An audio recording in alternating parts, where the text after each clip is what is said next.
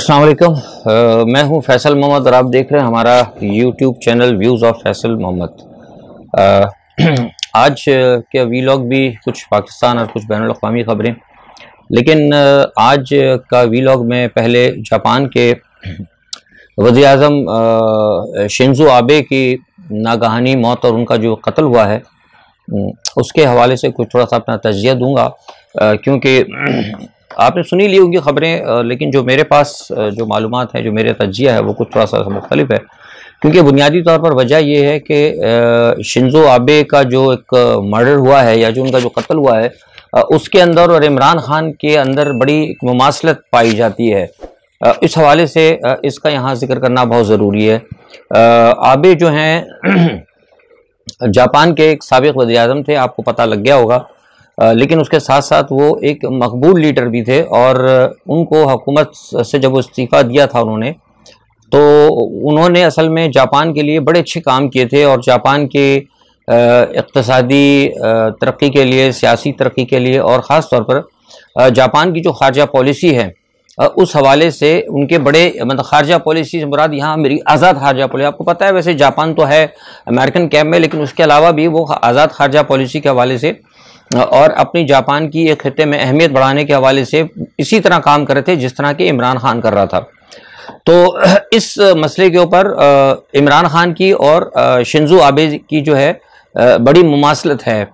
अच्छा, एक तो ये वजह है और इसके अलावा भी है, लेकिन एक चीज़ और मैं बता दूं कि इस कत्ल के बाद मुझे नहीं पता पाकिस्तानी मीडिया में शायद बताया नहीं बताया, लेकिन जो इंटरनेशनल मीडिया है या जो आलमी तजिया निगार हैं वो ये कह रहे हैं कि कुछ लोग जो हैं मेंस ऑफ प्रिंसिपल जिसे कहा जाता है ना, कि क्या कहना चाहिए उसको, कि बड़े असूली शख्सियात कुछ जो हैं, जो उसूली शख्सियात से मुराद अपनी मुल्क और कौम और रियासत के हवाले से, तो उसमें लोग कहते हैं कि महातीर मोहम्मद का भी नाम है, शिंजो आबे का भी नाम था, इसमें इमरान खान का भी नाम था, और इसी तरह कुछ लोग तैयब उर्दगान को भी कहते हैं खित्ते में और या तुर्की के अपने मामलात के हिसाब से। ये मैं नहीं कह रहा, मतलब मैं बैनुल अक़वामी जो कुछ तजिया निगार हैं, जो सियासी या सफारती हल्के उनके हवाले से बात कर रहा हूँ। तो इन शख्सियात के अंदर इमरान का नाम भी आता था और शिंजो आबे का भी नाम आता था, इसलिए मैंने कहा कि इस पर आपको मैं पहले बार बताऊं कि ये दो वजूहात और हैं। इसके अलावा सबसे बड़ी एक और वजूहात ये भी है कि आबे जो हैं उनकी एक और सबसे बड़ी वजह ये थी कि वो मुखालिफ थे बिल्कुल उसी तरह चाइना के जिस तरह के इमरान खान मुखालिफ है, क्योंकि चीन की जिस तरह के और शुमाली कोरिया, इन दोनों के वो शिंजो आबे बहुत सख्त मुखालिफ थे और उनकी मुखालफत जो थी उसूलों की बुनियाद पर थी। अब मेरे नज़दीक मैं ये नहीं कह सकता कि वो मैं उनके उसूलों को सही कहता हूँ या नहीं कहता, या दुनिया उनके उसूलों को सही कहती है नहीं कहती, लेकिन बजुस उनकी अपनी रियासत के अपने जो उनकी स्टेट की जो पॉलिसीज़ थी, जो मुल्क और कौम के हवाले से उनकी पॉलिसी थी, उस हवाले से वो उनके स्टैंड जो थे दुरुस्त थे। ये जापानी मुहक्किकीन भी कहते हैं और जापानी एक्सपर्ट्स भी कहते हैं। तो एक चीज़ ये थी। तीसरी चौथी की बात ये कि वो ट्रंप के इनके साथ ट्रंप की बहुत ज़्यादा अंडरस्टैंडिंग थी, जैसे कि इमरान खान की अंडरस्टैंडिंग है। तो इस तरह बहुत सारी चीज़ें जो हैं मुमासलत जो है ना बहुत ज़्यादा है इमरान के अंदर और शिंजो आबे के अंदर। और सबसे बड़ी बात है कि जो शिंजो आबे इस वक्त मकबूल हो रहे थे, जिस तरीके से उनकी मकबूलियत का ग्राफ दोबारा बढ़ रहा था, तो जापान से जो पता किया है, जो तजिया निगार हैं या जो इंडिपेंडेंट एनालिस्ट हैं, जो वो कहते हैं कि इस मरतबा जो इलेक्शन होने वाले थे उसमें आबे का जो है जीतना 100% कन्फर्म था, बहुत मतलब भारी अक्सरियत से। यानी जो सूरत हाल पाकिस्तान में इमरान खान की आ रही है, वो भी एक साबिक़ा वज़ीर आज़म है, उन्होंने भी बराह रास्त अमेरिका को और इसराइल को अपने उस पर रखा हुआ, जैसे उन्होंने चीन को और शुमाली कोरिया को रखा हुआ था। इमरान भी एक मतलब माजूल वज़ीर आज़म है जिनको हटाया गया, ये भी इसी तरह इनको मजबूर कर दिया था इस्तीफ़ा देने के ऊपर। ये भी अपने मुल्क और कौम के हवाले से बहुत कुछ काम कर रहे थे, वो भी अपने मुल्क और कौम के हवाले से बहुत कुछ काम कर रहे थे। इनको भी थ्रेट्स थी, शिंजो आबे को भी थ्रेट्स थी, पिछले हफ्ते थ्रेट्स थी कि इनको जो है कत्ल किया जा सकता है या इनको रास्ते से हटाया जाता है। स्टिल इमरान खान को भी थ्रेट्स हैं। तो ये बुनियादी तौर पर एक चीज़ थी। तो ये अब लोग तो बहरहाल कह रहे हैं, लेकिन अभी तक हमारे पास कोई ऐसी इत्तला नहीं है, लेकिन जो मैंने अपने तौर पर देखा है या चेक किया है तो मुझे कहीं ना कहीं इसके अंदर भी कोई गैर मुल्की हाथ लगता है। लेकिन अब बहरहाल ये मेरा ख्याल है और कुछ लोगों से जो हमने मतलब कहते हैं चेंज ऑफ व्यूज़ उसके अंदर, लेकिन अभी कोई हतमी बात हम नहीं कर रहे, ये हमारे पास नहीं है इस किस्म की कोई खबर, ना हमें अभी किसी एजेंसी से ही बात पता लगी है। लेकिन मेरा अपना ख्याल है कि जो सूरत हाल उनकी बन रही है, क्योंकि उनको थ्रेट थे ऑलरेडी, और क्योंकि जिस बंदे को गिरफ्तार किया है उसका नाम यामागामी है, और यामागामी कहता है कि जी मैं इनसे इनके ख्यालात से मुत्तफिक नहीं था। भाई तुम एक आदमी मुत्तफिक नहीं थे तो जापान की तो लाखों आदमी हो सकता है मुत्तफिक नहीं हो, लेकिन मुत्तफिक ना होने का मतलब तो नहीं आप किसी को गोली मार दें, और वो भी इतने। और फिर सबसे बड़ी बात है कि वो जापान की साबिका फोर्स का आदमी था, तो इसका मतलब ये कि और साबिका फोर्स का आदमी था। और उसके एक बात मुझे कंफर्म जो पता लगी है कि शिंजो आबे की जो टीम थी, जो उनके साथ जो इनकी इलेक्शन की टीम थी, जो है जैसे हमारे इमरान खान साहब की टीम के, शिंजो आबे के जिस टीम के कुछ लोगों ने इनको बाकायदा खबरदार किया था, मतलब इसको मालूमात दी थी किसको, यामागामी को, कि किस वक्त शिंजो आबे यहाँ पर आएंगे और कब वो आकर यहाँ पर तकरीर करेंगे और क्या उनका प्लान है। तो ये सारी चीज़ें और कुछ इस तरह मैं हमेशा कहता रहा हूँ कि इमरान खान के गिर्द भी आपको पता है कि पैराशूटर्स हैं।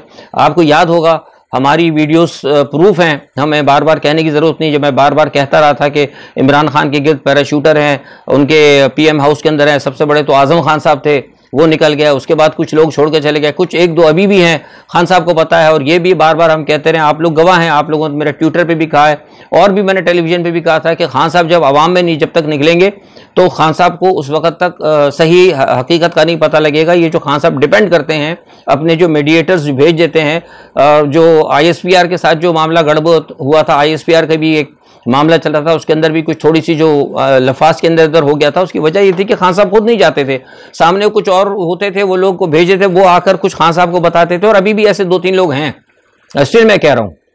और जो लोग PTI वाले हैं, जो देखने वाले हैं, जिनकी बहुत ज़्यादा नज़र है, वो अच्छी तरह समझते हैं, वो मुझे कहते हैं, क्योंकि मैं नाम नहीं लेता, लेकिन वो मेरे साथ जब राब्ते होते हैं, बहुत से लोग, आप में से बहुत सारे लोग हैं जो मुझे ज़ाती तौर पर भी जानते हैं, यहाँ पाकिस्तान में भी और अमेरिका में, और जो मुझसे राब्ते में भी रहते हैं, फ़ोन पे भी बात होती है, वो मुझे बताते रहते हैं कि फला फला आदमी है। मैं तस्दीक करता हूँ कि जी ऐसा ही है, लेकिन मैं अपने वीलॉग में किसी वजह से नाम नहीं लेता। तो खैर, कहने का मतलब ये था कि ये सूरत हाल जो बड़ी मुमासलत जो है इमरान खान के अंदर और शिंजो आबे के अंदर थी। बहरहाल अल्लाह ताला रहम करे, एक चीज़ बतानी थी ज़रूरी, तो मैं आपको ये बात बताई। अच्छा, आज का जो एक जलसा था इमरान खान का, आपने देखा कि वो बहुत ज़्यादा कामयाब रहा है, और जो कुछ सूरत हाल आज इमरान खान साहब ने कही है, उससे तो थोड़ा सा लग रहा है कि मामला जो है हीट की तरफ जा रहा है। मैंने आपसे कहा था ना कि मामला जो है थोड़ा सा तलखी की तरफ बढ़ेंगे। और जो एक बात 3 दिन पहले मैंने वीलॉग में आपको बताई थी अमेरिकी सफ़ीर के हवाले से, सारा जो मैंने आपको बताया था सिलसिला, 3 दिन पहले वाला अगर वीलॉग आप नहीं देखा तो ज़रूर देख लें, कल भी उसका मैंने जिक्र किया था। तो उस पस मंज़र के अंदर जो है इनको यकीन दहानी थी हमारी न्यूट्रल्स को अमेरिका की तरफ से कि भाई आप इनको सपोर्ट करें। लेकिन जैसे मैंने आपको पहले भी बताया था और अभी मैं अपने खबर पर कायम हूँ कि न्यूट्रल्स पूरी तरह हुकूमत के साथ नहीं है, कहीं कहीं साथ है, फुल सपोर्ट नहीं कर रहा है। लेकिन जो कुछ हो रहा है ना, अब यही इमरान रियाज खान के साथ जो भी हो रहा है वो मैं समझता हूँ कि इमरान रियाज के साथ बेइंतहा ज़्यादती हो रही है, और रियासती तशद्दुद का बहुत बड़ा ये एक बड़ा घिनौना किरदार है रियासती इदारों का। कोई भी हो, XYZ कोई भी हो, डजेंट मैटर, मतलब मैं इसमें कोई नहीं करता, क्योंकि गलत काम है गलत, चाहे वो शहबाज शरीफ हो, XYZ, कोई फौजी हो या कोई पुलिस वाला हो या कोई डिप्टी कलेक्टर, सेक्रेटरी जनरल, कोई भी हो, आई डोंट केयर, जो भी है, ये काम अच्छा नहीं हो रहा क्योंकि उनके साथ ज्यादती की जा रही है। अब देखिए गालिबन 5 या 6 जजों के सामने गए, इब्तदाई 2 जजों ने जब कह दिया था कि इन पर केस बनता ही नहीं है, तो मेरे तो ख्याल से उनको उसी वक्त छोड़ देना चाहिए था, लेकिन नहीं छोड़ा गया। इसका मतलब ये है कि सब कुछ डिसाइडेड है और सब कुछ प्लान के तहत हो रहा है। अब मसला ये है कि ये क्यों किया जा रहा है, ये इसकी एक वजूहत ये भी है। मैंने आपको बताया था कि बुनियादी तौर पर जब इस किस्म की चीज़ें होती हैं तो ये स्टेट्स या गवर्नमेंट जब ये इस किस्म के काम करती है तो बुनियादी तौर पर इसका असल मकसद होता है लोगों पे दबाव डालना, लोगों को डराना कि भाई अगर तुमने ऐसा कर दिया तो ऐसा हो जाएगा, ऐसा करते तो कुछ लोग तो डर जाते हैं। लेकिन जो इनकलाबी लोग होते हैं, जिनकी एक सोच होती है, जो किसी मकसद के लिए लड़ रहे होते हैं, या जिनके पीछे एक मतलब एक बड़ा एक पावरफुल, अब इमरान रियाज के पीछे पूरी तकरीबन कौम खड़ी है इस वक्त, पूरी PTI खड़ी है, सारे लोग जो पाकिस्तान से मोहब्बत करते हैं वो सब खड़े हैं उसके साथ, तो वो क्यों मतलब हथियार डालेगा? तो और उसने गलत बात भी कुछ नहीं की, तो लिहाजा वो डटा हुआ है और बात गलत भी नहीं। जब 2 जजों ने कह दिया तो उसके बाद, लेकिन जैसे मैंने आपसे कहा ना कि बात फिर वही आ रही है जो 3 दिन पहले मैंने वीलॉग में कही भी थी, जिसमें मैंने कहा था कि रेड लाइन क्रॉस, वो रेड लाइन क्रॉस वही थी जो उन्होंने इमरान खान के उसके ऊपर बात की थी। लेकिन मैं ये नहीं कहता कि वो red line cross, red line उनके नज़दीक क्रॉस की गई थी जो इदारे हैं, जो अहम इदारे हैं, मुख्तदिर इदारे हैं, वो ही कहते हैं कि रेड लाइन उन्होंने क्रॉस की। लेकिन मेरे नज़दीक वो रेड लाइन क्रॉस नहीं की थी, क्योंकि बात तो हकीकत थी ना। मैंने कल के वीलॉग में भी बात आपको कही थी कि भाई इसकी बुनियादी जो प्रॉब्लम्स, तो जो वजूहात पैदा किए हैं, जो रास्ता दिया है, जो ग्रीन बत्ती जलाई थी, ये तो खुद इदारों ने जलाई ना। आपने क्यों पहली दफ़ा टॉलरेट किया? जब आपने टॉलरेट किया तो फिर चल सोचा है। फिर एक ने भी कहा, दूसरे ने भी कहा, फैसल साहब ने भी कहा, कोई और साहब भी कहेंगे, XYZ कोई भी आएंगे, हमा जुमा, करीम खान, अनीम खान, सभी कहते फिरेंगे। लेकिन जब रोक दिया जाएगा तो कोई भी नहीं रोकेगा।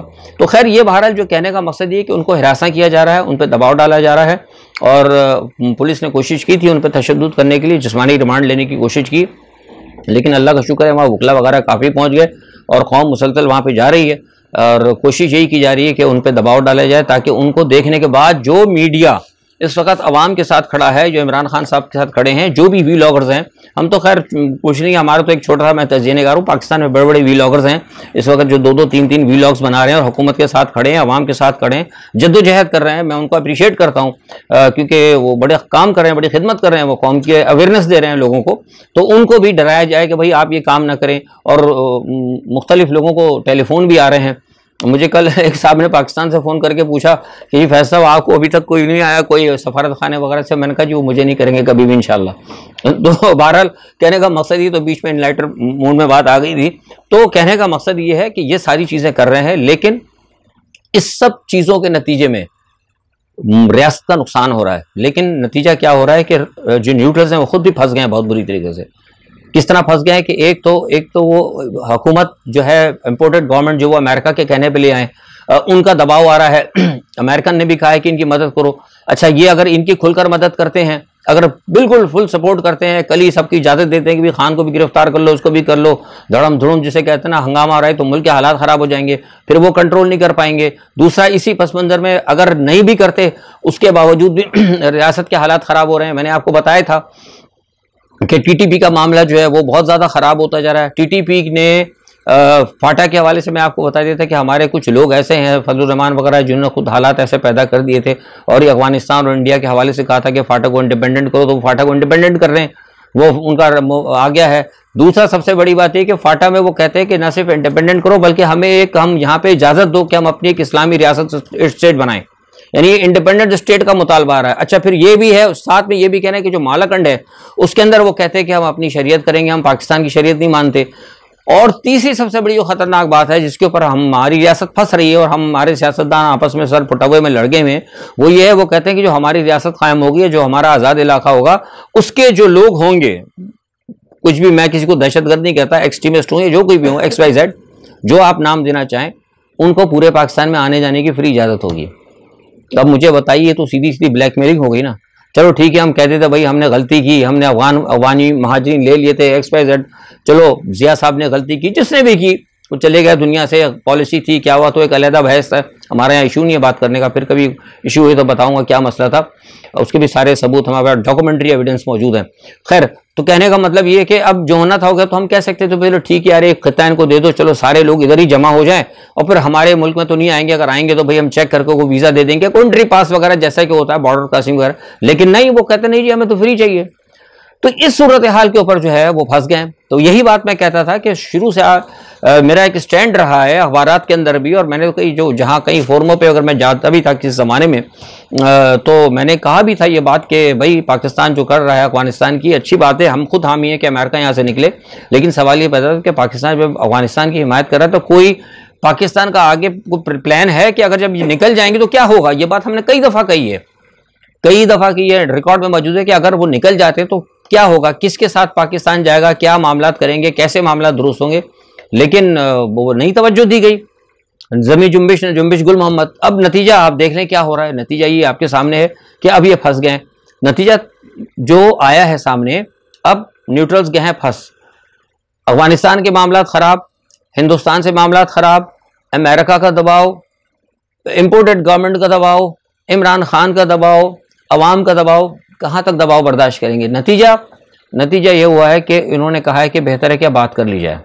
अब बात कर ली जाए, मैंने आपको ये बात हम सबको बताते रहे हैं और आपको पता भी लगता होगा, मैंने भी अपने वीलॉग्स के अंदर जिक्र किया था कि पसे पर्दा मामला चल रहे हैं। एजाजुल हक साहब भी हैं और एक दो इस्लामी शख्सियात हैं, दो तीन हैं, उसमें एक तो क्या कहते हैं तारिक जमील साहब हैं, एजाजुल हक साहब हैं, एक और हैं रिटायर्ड एक शख्सियत हैं, और एक हाजिर सर्विस भी हैं। 3-4 लोग हैं जो पसे पर्दा बातचीत करते रहते हैं। तो वो भी कोशिश कर रहे हैं, क्योंकि उनको भी नज़र आ रहा है कि जो इस वक्त पाकिस्तान के साथ जो हालात पेश आते जा रहे हैं, और IMF भी आपको दबाव देता चला रहा है, अब जो ये सारी चीज़ें चल रही हैं। लेकिन जो कल मैंने आपको अपनी वीलॉग में बताई थी कि जो सबसे बड़ी मुसीबत आई है पाकिस्तान पर, लोग इसको बहुत ईजी ले रहे हैं। इसको ईजी ना लें। ये जो पाकिस्तान के डिफेंस बजट के ऊपर जो कट लगाया है ना, ये बहुत खतरनाक, ये बराह रास्त पाकिस्तान की रियासत के ऊपर एक बहुत बड़ा अटैक है। एक ऐसा हमला जिसको आम आदमी नहीं महसूस करता, इसको वो महसूस करेगा जो पाकिस्तान के हथियार को बना रहा है, जो पाकिस्तान के आर्सनल्स जो है उनको अपग्रेड कर रहा है। उनकी आप क्या समझते हैं, अगर कोई मिसाइल वगैरह बन जाता है तो क्या बस बना के उसको रख देते हैं, जैसे वो शोरूम के अंदर सजा के रख देते हैं कि जब निकलेगा तो इस पर कील ठोक के हम आके फेंक देंगे? ऐसा नहीं होता। उसकी मेंटेनेंस और उसके रखने के ऊपर और उसकी जो उसको रखा जाता है जहां पर, और उसको कंटिन्यू वर्किंग कैपेसिटी के अंदर रखने में बेइंतहा खर्च होता है, बड़ा खतीर उस पर रकम खर्च होती है। उस पर करना और फिर उनको अपग्रेड करना और आगे जंग के लिए मजीद तैयार है ना, उसके लिए हमें मजीद दिफा के पैसे की जरूरत थी। वो मिला तो नहीं, बल्कि जो हमें मिल रहा था वो सभी कटौती होगी।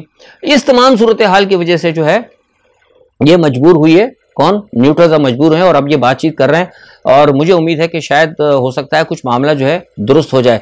लेकिन एक तरफ तो ये चल रहा है, लेकिन जैसे मैंने आपसे कहा ना, मैं बात पहले भी बताता रहा हूं अक्सर और बेशतर के न्यूट्रल्स के अंदर भी, जैसे इमरान खान के साथ कुछ पैराशूटर्स है ना, इस तरह न्यूट्रल्स के अंदर भी कुछ एक दो लोग ऐसी शख्सियात हैं जो कि मौजूदा सेटअप को सपोर्ट करती हैं, यानी इंपोर्टेड गवर्नमेंट को। और कुछ लोग हैं काली भेड़ें। मरहूम जनरल हमीद गुल साहब, अल्लाह ताला उनके दर्जात बुलंद करे, बड़ी ज़ीरक थे, बड़ी ज़ीरक शख्सियत थे। उन्होंने अपनी ज़िंदगी में कहा था कि पाकिस्तान की फ़ौज में भी कुछ काली भेड़ें हैं जो आ गई हैं, पाकिस्तान की फ़ौज को देखना चाहिए। मैं इससे ज़्यादा कुछ नहीं कहूँगा। तो वो जो है ना, वो काली भेड़ें उनके कुछ लोग हैं, बड़े पैमाने पे नहीं है, मतलब को सेकंड पे भी, सेकंड थर्ड में शायद हो सकता हो। तो वो कुछ जो है, वो जो कुछ मामला इधर से उधर करते हैं ना, उनकी वजह से वो इस सेटअप को सपोर्ट करते हैं। तो उनकी सपोर्ट की वजह से ये सेटअप जो है, अब बहरहाल है तो हुकूमत ना, अब इससे इनकार तो नहीं कर सकते। मतलब एक जस्ट मीडियोकर पर्सन, एक आम आदमी है, लेकिन एक गवर्नमेंट के अंदर है, एक मिनिस्टर है, वजीर दाखिला है सॉरी, या आपका इलेक्शन कमिश्नर है, तो उनके पास इख्तियारात तो हैं। और जब उनके पास इख्तियारात हैं और सामने उनका मुखालिफ है, तो फिर वो काम तो करेंगे अपने तौर पे, तो अपने इख्तियारात को इस्तेमाल करेंगे। तो वो ज़रूर इख्तियारात को इस्तेमाल कर रहे हैं और वो करेंगे। लेकिन मैंने आपको कल बताया था अगर उन्होंने किया तो फिर हालात बड़े ज़्यादा ख़राब होंगे। अब वो इसी तरह आप देख लें कि मौजूदा हुकूमत जो है, वो पब्लिक जो है अकाउंट्स कमेटी वो बुला रही है, क्या नाम है उनका, जस्टिस जावेद इकबाल साहब को। वो जो तैयबा खातून का जो मसला है, भाई अब वो मसला ठीक है, वो मैंने इल्ज़ाम लगाया था, उस वक्त की बात थी, वो उस वक्त खातून खामोश होकर बैठ गई, पता नहीं क्या हुआ था, लेकिन अब दोबारा उनको खड़ा किया है। मैंने जब उसके बारे में तहकीकात की तो पता ही लगा कि उनको कहा गया है कि अब आप सामने आइए और आकर इसको कहें, इस इशू को उठाएं दोबारा। और तो अब वो जो है एक जस्टिस जावेद इकबाल के ऊपर भी मतलब एक बड़ा इल्ज़ाम आ रहा है। तो अब जस्टिस जावेद इकबाल के ऊपर इल्ज़ाम आता है, तो वो नैब के चेयरमैन थे, तो अब लोग उसको ये कहेंगे कि जनाब देखें वो तो आदमी बड़ा ख़राब किरदार का था, ये तो हम पे जितने केसेस बने वो तो झूठ बने, ये तो बेईमान था। तो मतलब ये है कि जितने भी मामला इशू हो रहे हैं ना, वो कोशिश अब सिर्फ ये हो रही है कि इमरान खान को ख़राब करने के लिए। लेकिन इंशाल्लाह मैं समझता हूँ ऐसा कुछ होगा नहीं। और राना सनाउल्लाह साहब का भी कुछ लोगों ने मुझसे पूछा था। देखिए, राना सनाउल्लाह के हवाले से एक बात मैं आप बता रहा हूँ आपको, अब मैं ज़्यादा तफसील में नहीं जाऊँगा। राना सनाउल्लाह के ऊपर केस इमरान खान ने नहीं बनाया था, बस इतना मैंने कहा। राना सनाउल्लाह पर केस इमरान खान ने नहीं बनाया था। उनसे जब ये पूछा गया था कि एक मुल्जिम है राना सनाउल्लाह जिसके पास से कोई मनशियात बरामद हुई है, तो क्या कहते हैं, उनका ज़ाहिर है वज़ीर आज़म था। आपको पता है कि इमरान खान तो अच्छी अच्छी मीटिंगों में नहीं जाते, परवाह नहीं करते थे, तो वो छोटे से केस की थोड़ी जाके देखेंगे कौन था क्या था। उन्होंने कहा ठीक है, अगर भाई जो भी है, आपको पता है इमरान खान की एक आदत है, उनका बड़े से बड़ा भी आदमी हो, ठीक है भाई जाओ। उन्होंने अलीम खान और जहांगीर तरीन के केस के अंदर इतनी दिलचस्पी नहीं ली। अगर वो थोड़ा सा दिलचस्पी लेते तो वो कभी नाराज ना होते, वो पैराशूटर्स हैं वो भी बन जाते, लेकिन उनकी परवाह नहीं की। जब उनकी परवाह नहीं कर तो राना सनाउल्लाह की किधर इमरान खान ने परवाह करनी थी। उन्होंने ठीक है भाई, कह रहे हो ना, अगर कोई है तो करो। तो अब इतना मैं जानता हूं कि इमरान खान की कोई इसमें इंटेंशन नहीं थी कि राना सनाउल्लाह पर केस बनाओ। झूठा केस बना है, उनको पता केस बन रहा है, उनका ठीक है बनता है बनाओ, लेकिन केस सच्चा बनना चाहिए, झूठा बनना चाहिए। मनशियात पकड़ी थी नहीं थी, इसका इमरान खान का कोई ताल्लुक नहीं है। ये सब जो है अब एक जिसे कहते हैं ना कि वो इस तमाम इश्यूज को वो उठा रहे हैं इमरान खान के खिलाफ।